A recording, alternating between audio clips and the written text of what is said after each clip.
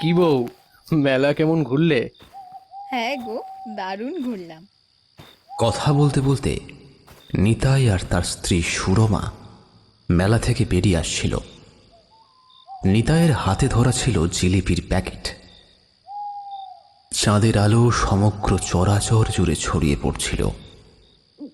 যাই হোক, পথ চলতে চলতে ওরা দূরে দেখতে পেল একটা নদী। খেয়া পার করলেই নিজের গ্রামে পৌঁছে যাবে ওরা। মাঝিকে নিতাই একবার তার দিকে এগিয়ে গিয়ে জিজ্ঞাসা করল, ও মাঝি ভাই, যাবে নাকি? উঠে আসুন। ওরা উঠে পড়ল নৌকায়। নৌকার বৈঠা বাইতে শুরু করলো মাঝি। সুরমার পরনে ছিল দামি সোনার রত্নখচিত হার। সেই দিকে মাঝি একবার চাইল। নৌকা চালাতে চালাতে যখন মাঝ নদীর বুকে এসে পড়েছে নৌকা, তখন মাঝি ক্রুদ্ধ কণ্ঠে বলল, ওই সোনার হারটা আমাকে দে। আচমকা এই কথা শুনে ওরা দুজনেই চমকে উঠল। নিতাই বলল, কি হলো মাঝি, এমন ধমক দিয়ে কথা বলছো কেন? টানে যদি বাঁচার ইচ্ছে থাকে তাহলে দিয়ে দে ওই হারটা, নইলে কিন্তু। কথা শেষ করার আগেই কোমরের গুঁজ থেকে একটা ধারালো ছুরি বের করলো মাঝি। নিতাই বাধা দিতে গেলে তাকে আগে শেষ করলো মাঝি। ভয় পেয়ে সুরমা তার হাড়টা গলা থেকে খুলে দিল সেই মাঝিকে, কিন্তু মাঝি তাকেও শেষ করলো। তারপর সুরমার দেহটা ফেলে দিল জলে। পরদিন সকালে হরিচন্দ্রপুরের অরণ্য ঘেরা একটা মোহনার তীরে ভেসে উঠল নিতাইয়ের লাশ।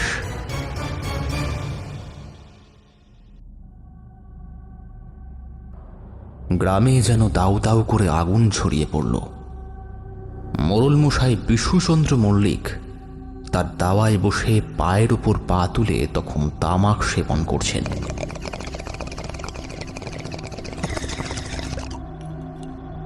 এই সময় দেখা গেল ন্যাপলা দৌড়ে দৌড়ে আসছে। ন্যাপলাকে উদ্দেশ্য করে মোড়লমশাই বললেন, আরে, ওটা ন্যাপলা না? এমন ভাবে ছুটে আসছে যেন, ব্যাপার কি শুনি?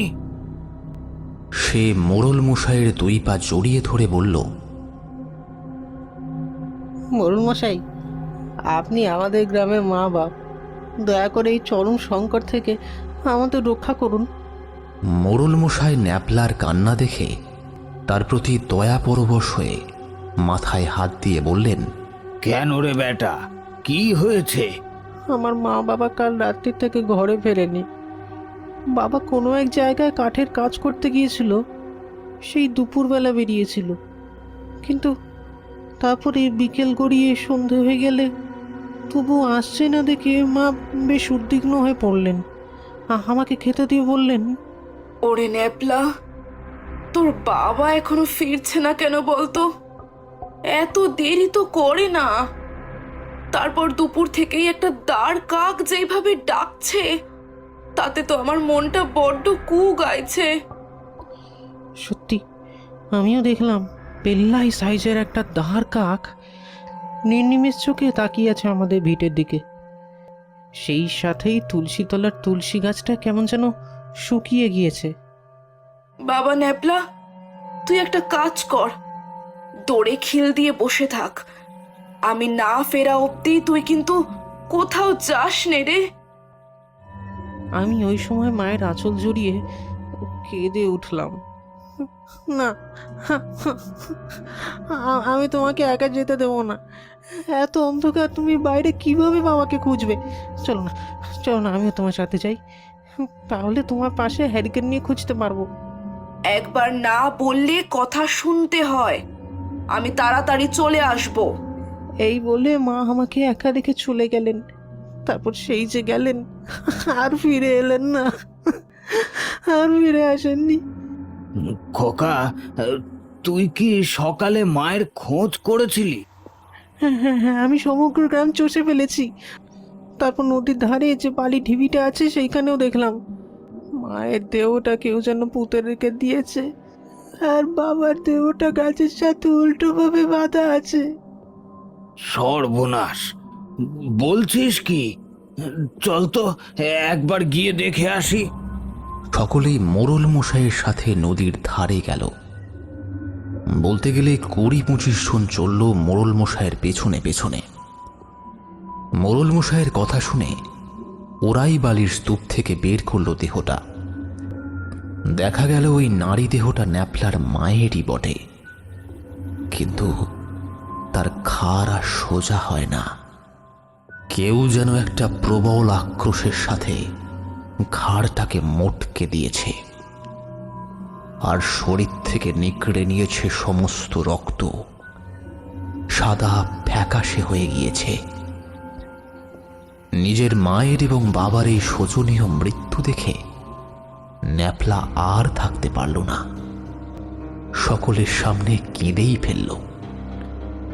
তাই দেখে মোড়ল মশাই তার কাঁধে একটা হাত রেখে আহত কণ্ঠে বললেন, ন্যাপলা, দুঃখ করিস না, কিছুই তো করার নেই।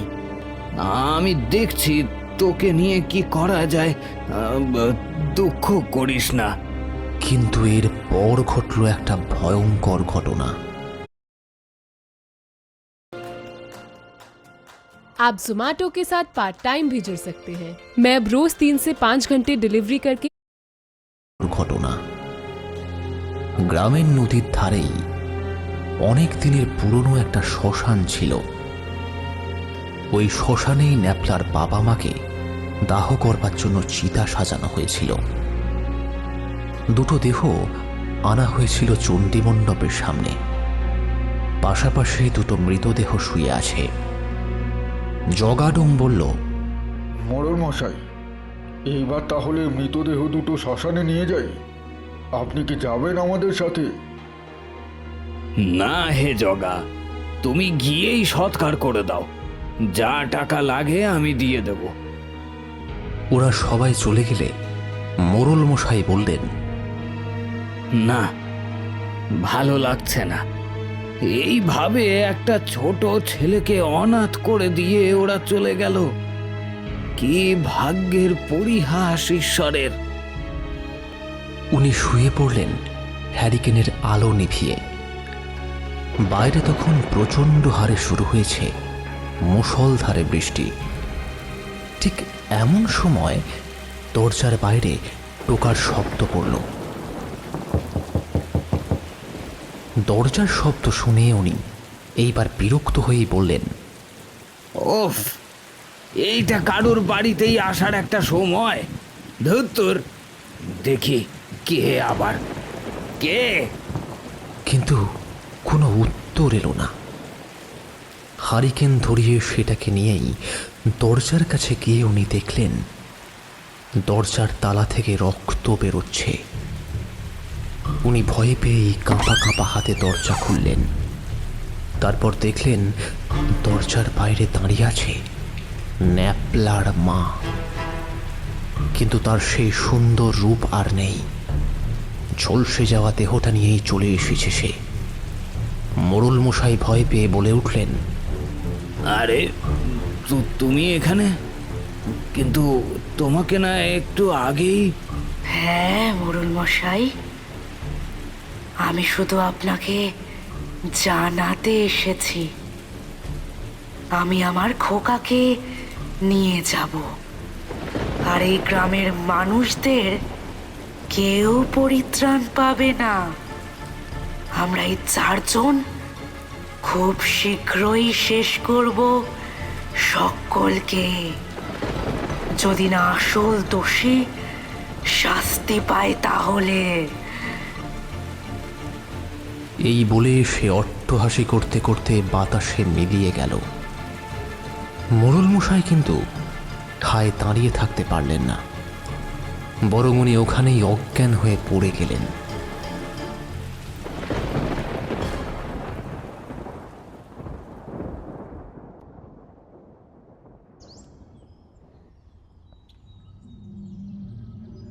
পরের দিন সকালে স্ত্রীর ডাকাডাকিতে জ্ঞান ফিরল তার। চোখ মেলেই তিনি বললেন, সবাই যেন গ্রাম থেকে পালিয়ে যায়। ও আসবে বলে গিয়েছে। কিছু একটা করতে হবে, নইলে নইলে সর্বনাশ হয়ে যাবে। মোড়ল মশাই নবীন বলে একজনকে ডেকে পাঠালেন। তারপর বললেন, কিরে নবীন, তুই তো কালকে শ্মশান বন্ধুদের সাথে গিয়েছিলিস না? কি হয়েছে ওখানে? ওদের তো দেখতে পাচ্ছি না।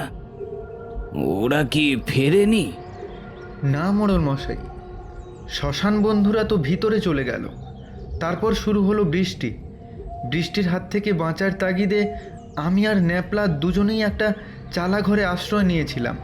কিন্তু তারপর শ্মশানের ভিতর থেকে শুনতে পেলাম মর্মান্তিক আওয়াজ। আমরা ওই শব্দ শুনেই বৃষ্টি মাথায় করে ফিরে এসেছি।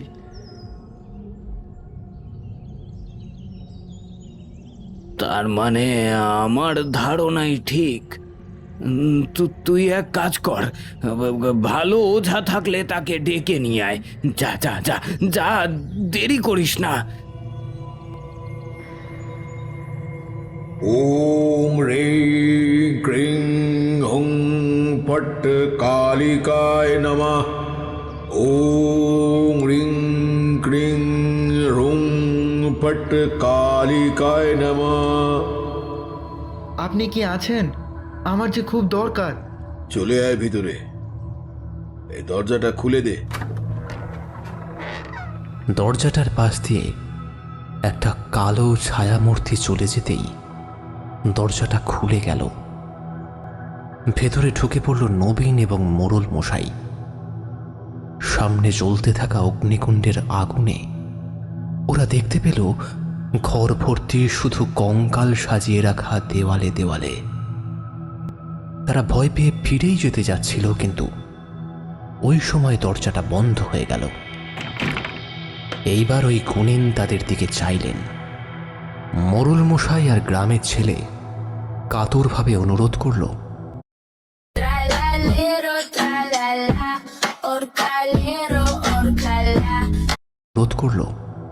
আমাদের গ্রামের বিপদ থেকে একটু উদ্ধার করুন। অপমৃত্যু যে লেগেই আছে। দয়া করে আপনি যদি কোনো প্রতিকার করেন তাহলে অনেক উপকার হয়। আমি যে তাকে দেখেছি, সে এসে আমাকে শাসিয়ে গিয়েছে। বলেছে যে আমি যদি দোষী ব্যক্তিকে চিহ্নিত করে শাস্তি না দিই তাহলে যে আমার কপালে দুঃখ আছে। হ্যাঁ, তোর গ্রামের নাম আর সেই সাথে যে বাড়ির সদস্যরা তোকে দেখে দিয়েছিল তাদের নাম বল। আর শম্ভু, ওই দিক থেকে আমার হাড়টা নিয়ে আয় তো, আর কিছুটা বালি ছড়িয়ে দে এখানে। গুণিন ওই হাড়টা রেখে সামনে বিছিয়ে রাখা বালিটার উপর অঙ্গুলি দেখিয়ে মোড়ল মশাইকে বললেন, নিন, লিখুন এইখানে স্পষ্ট গোটা গোটা হরফে আপনার গ্রামের নাম লিখুন। মোড়ল মশাই কাঁপা কাঁপা হাতে বালির আয়তক্ষেত্রের মাঝে বড় বড় করে লিখল কালীগঞ্জ। তারপর সেইখানে ছোট করে লিখল ন্যাপলার মায়ের নাম গৌরী। এইবার গুণিন হাতে এক মুঠো ছাই নিয়ে হাতটা মুঠো করে 3 বার ঘুরিয়ে নিল ওই বালির ওপরে। তার চোখ বন্ধ আর অস্পষ্ট স্বরে মন্ত্র পড়ে যাচ্ছে।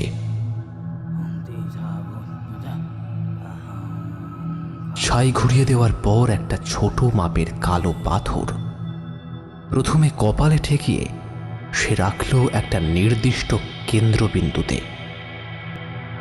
সেইটা রেখে আবার মন্ত্রপাঠ শুরু করল। মন্ত্রপাঠ করে গুণিন এইবার ওই পাথরে ফু দিল। পাথরটা ধীরে ধীরে বালির উপরে দাগ কেটে বাম দিকে চলে গেল। তাই দেখে গুণিন একটু বিচলিত হয়ে পড়ল। বিচলিত হয়ে তার কপালে পড়ল ভাঁজ। সে আবার সেই পাথরটাকে মাঝখানে রেখে গ্রুহ্য প্রক্রিয়া শুরু করল,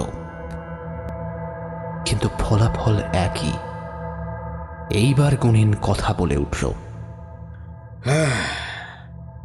মোড়ল মশাই, আপনার গ্রামে সত্যি দানবীয় শক্তি বাসা বেঁধেছে, কিন্তু ভয়ের কোনো কারণ নেই। আমার ছেলে যাবে আপনার সঙ্গে, কেননা আমার 3 দিন ধরে একটা কবচ প্রস্তুত করতে হবে, যার জন্য দরকার একটা কঠিন যজ্ঞ। আমি তো যেতে পারবো না, আমার ছেলে যাবে। মোরল মশাই একবার তাকালো ওই ছেলেটার দিকে, তারপর নমস্কার করে চলে গেল। পরদিন ছেলেটা গেল সন্ধ্যার দিকে। সে একবার গ্রামটা ঘুরে দেখল, তারপর মোরল মশাইকে বলল, মোড়ল মশাই, বাবা আমাকে এইখানে আপনার বাড়িতে ক্রিয়া করতে বলে গিয়েছেন। আমি এখানেই ডেকে আনবো ওই অপশক্তিকে। আমি কাজ করে দেখলাম যে এইখানে একসাথে 4টে অতৃপ্ত আত্মা আছে। তারা যদি এইখানে থেকে শান্তি না পায় তাহলে সব শেষ হয়ে যাবে। আমি আমার সীমিত শক্তি দিয়ে ওই আত্মাদের চেষ্টা করব ঠেকিয়ে রাখার, এবং তাদের জিজ্ঞাসা করব যে আসলে তারা ঠিক কি চায়। এই কথা বলে শম্ভু তার কাঁধের ঝোলা থেকে কিছু উপাচার সামগ্রী বের করে তার থেকে কিছু জিনিসপত্র বের করল। একটা আগুনের মতো জ্বালিয়ে তার সামনে বসে পড়ল ধ্যানমগ্ন হয়ে। ধ্যানের সময় সে বারবার কি যেন ক্রুচ্ছ মন্ত্র আওড়াতে লাগছিল। হঠাৎ করেই একটা বিড়াল থেকে অন্ধকার ফুঁড়ে তার সামনে এসে দাঁড়ালো। বিড়ালটার চোখ জ্বলজ্বল করে জ্বলছিল। সেই দিকে তাকিয়ে ছেলেটা কি যেন একটা ছুঁড়ে দিল। তারপর বিড়ালটার রূপ ধীরে ধীরে পাল্টে গেল। সে পরিণত হলো একটা অজগর সাপে। ওই সাপ এইবার দ্রুত এগিয়ে গিয়ে তার গলা চেপে ধরল, এমনভাবে জড়িয়ে ধরল যাতে সে মন্ত্রপাঠ করতে না পারে। কিন্তু শম্ভু ভয় না পেয়েই তার দেহে মালসার মধ্যে থেকে গুলে রাখা একটা তরল ছিটিয়ে নিল।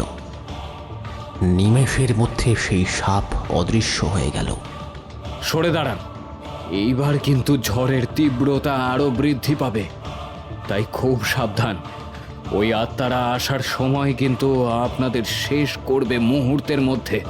দরকার পড়লে দরজায় খিল এঁটে দিন। মোরল মশাই ও তার স্ত্রী সোজা দালানে উঠে চলে গেল ভেতরে। ঘরের দরজার ঠিক পাশেই ছিল একটা বড় মাপের জানালা। ওই জানালা দিয়ে উঁকি মারতে লাগলো স্বামী স্ত্রী।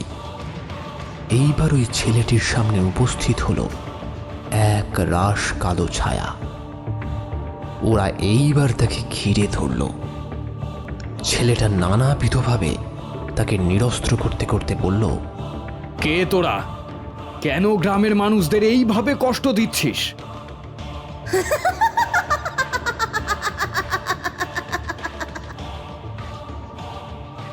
তোকে কেন বলবো?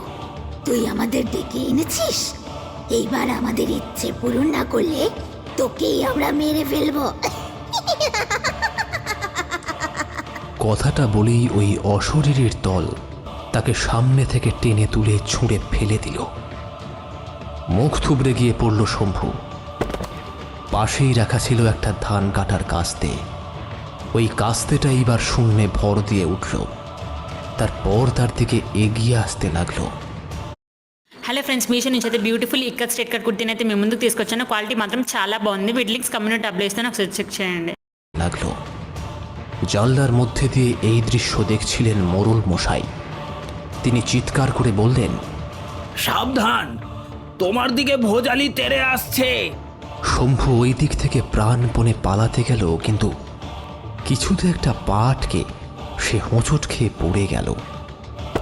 আর তার দিকে সেই ভজালিটা দ্রুত বেগে এগিয়ে এলো। কিন্তু ঠিক এই সময় আকাশ বাতাস কাঁপিয়ে দরাজ কণ্ঠে কেউ যেন মন্ত্রপাঠ শুরু করল। শম্ভু মুখ উঁচু করে দেখল তার বাবা নিরানন্দ গুণিন দাঁড়িয়ে আছে। তার চোখ ক্রুদ্ধ লাল রঙের হয়ে গিয়েছে। সে শূন্যে ভাসমান ওই আত্মার দিকে ক্রুদ্ধ দৃষ্টি দিয়ে বলল, তোদের এত বড় সাহস! তোরা আগে গ্রামবাসীদের অত্যাচার করছিলিস, এখন আমার ছেলেকে বাগে পেয়ে মারতে এসেছিস। এই দেখ তাহলে! এই বলে গুণিন নিজের হাতে পরিহিত লাল রঙের তাগাটা খুলে দিল। তারপর সেই তাগাতে কয়েকটা কুণ্ডলি পাকিয়ে নিক্ষেপ করল তাদের দিকে। মন্ত্রশক্তির বাঁধনে ওই আত্মাগুলো ধরা পড়ল। তারপর কেঁদে উঠে বলল, আমাদের ছেড়ে দাও, আমরা এই ভুল জীবনে করব না। আসলে আমরা অনেক কষ্ট পেয়ে মরেছি, তাই আর কি এই গ্রামের উপর প্রতিশোধ নিচ্ছিলাম। বল তোরা কিছু শান্ত হবি। হব হব, আমাদের একটা কথা শুনলে আমরা হব। আমাদের সাথে একটা জায়গায় যেতে হবে, ওইখানে গেলে পরেই আমি আপনাদের বলতে পারবো আসল দোষী কে। কিন্তু আমাদের একটা দেহ লাগবে, ওই দেহে ভর করে তবেই আমরা দোষীকে চিনিয়ে দিতে পারবো। বলে দুজন আত্মা অর্থাৎ সুরমা এবং তার স্বামী বেরিয়ে এলো। তারা তাদের মৃত্যু বৃত্তান্ত সব কিছু বলল। সব শুনে গুণিন বলল, মোড়ল মশাই, আপনি নির্ভয় বেরিয়ে আসুন। আর তোরা তাহলে আমার ছেলের দেহে প্রবেশ কর, কিন্তু খবরদার, ওর যদি কিছু হয় তাহলে তোর বিনাশ নিশ্চিত। শম্ভু, প্রস্তুত হও। শম্ভু এইবার পদ্মাসনে বসে পড়ল এবং গুণিন তার দেহের রুদ্রাক্ষের মালাটা তার গলায় পরিয়ে দিল। ব্যাস, ওই আত্মারা প্রবেশ করল। সে যখন চোখ খুলে তাকালো, তখন শম্ভু নিজের মধ্যে নেই, সম্পূর্ণ একটা অন্য জগতে চলে গিয়েছে। মোড়ল মশাই এবং অন্যান্য গ্রামের লোকেরা মিলে ওই গ্রামের সবচাইতে ধনী ব্যক্তির বাড়ি গেল। দরজায় টোকা মারতেই বেরিয়ে এলো সেই দিবাকর মাঝি। সে সকলকে দেখে বলল, দেখি আপনারা আমার বাড়িতে হঠাৎ করে, ব্যাপার কি? তাকে দেখেই শম্ভু চিৎকার করে উঠল, ও আমাদের নিষ্ঠুরভাবে হত্যা করেছে। ওর চিলেকোটার ঘরে একটা গয়না ভর্তি সিন্ধুক আছে, ওই আসল দোষী। মোড়ল ক্রুদ্ধভাবে তার দিকে তাকালো। তারপর ওনার নির্দেশ মতোই কয়েকজন জোর করে ঢুকে গেল ভেতরে। তারপর সিন্ধুকটা টেনে নিয়ে এলো। শম্ভু শুধু ওই তালাবন্ধ সিন্ধুকটায় হাত ছোঁয়াতেই সেটা খুলে গেল, আর তার মধ্যে থেকে বেরিয়ে এলো এক রাস গয়না। কিন্তু শম্ভু এইবার দিবাকরের ওপর ঝাঁপিয়ে পড়ে তার গলাটা টিপে ধরল। তার বুকের ওপর বসছিল শম্ভু, আর বিকৃত কণ্ঠে বলল, বল, দোষ স্বীকার কর। গলার চাপ ক্রমেই বৃদ্ধি পেতে থাকল।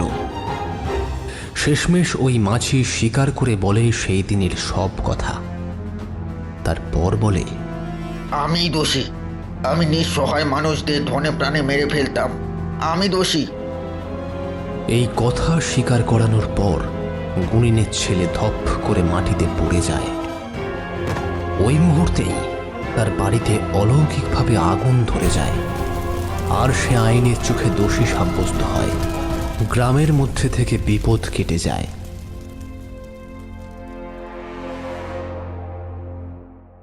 আজকের ভৌতিক গল্প এখানেই শেষ। গল্পটি ভালো লেগে থাকলে লাইক দিন এবং কমেন্টে জানিয়ে দিন আপনাদের মতামত। আর চ্যানেলটিকে সাবস্ক্রাইব করতে ভুলবেন না কিন্তু। আমাদের সঙ্গে থাকুন আরও রহস্যময় ও ভয়ের গল্প শোনার জন্য। ধন্যবাদ।